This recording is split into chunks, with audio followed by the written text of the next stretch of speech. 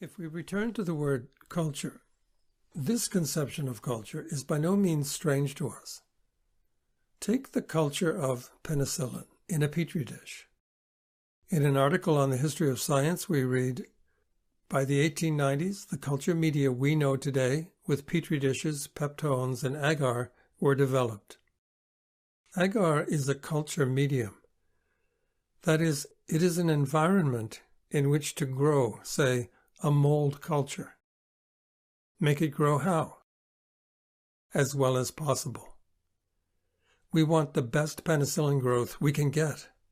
To cultivate something is to make it grow well.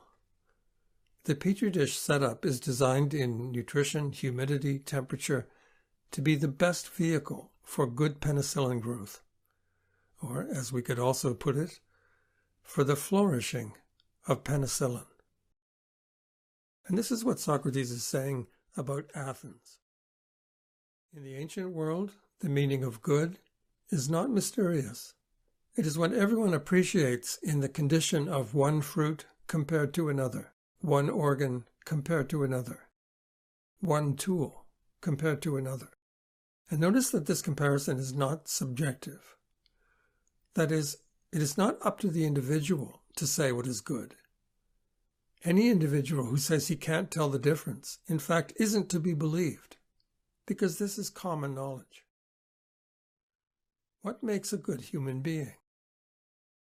Culture. But be careful not to slip in the modern meaning of culture. What does culture mean today? Today, it is what people create. It is not what creates people. You have this implication of passing through, as everyone does, natural phases of growth, but in the right way, as not everyone does, in Plato's language. A shoot should not remain a shoot, lingering in childhood. It should move on. In the 21st century, we are plagued with indulgence of the desire to extend youth, traveling, experiencing, enjoying ourselves, unburdened with the demands of work and family. The 21st century conception being that adulthood is a loss of pleasure. The ancient Greek conception was that it is a good.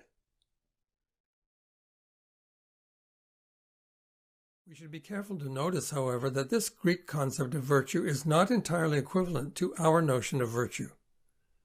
The English word virtue comes from the Latin virtus, which is in turn a translation of the Greek word that we are talking about, arete. For us, the word virtue means a set of virtuous character traits, moral excellence. The word virtue calls up certain moral perfections. But the Greek word simply means excellence, without that modifier. And as we shall see, it was not limited to what we tend to call moral qualities.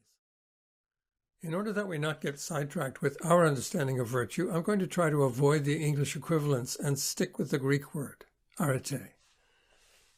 According to Jaeger, this concept, arete, was the central ideal of all Greek culture.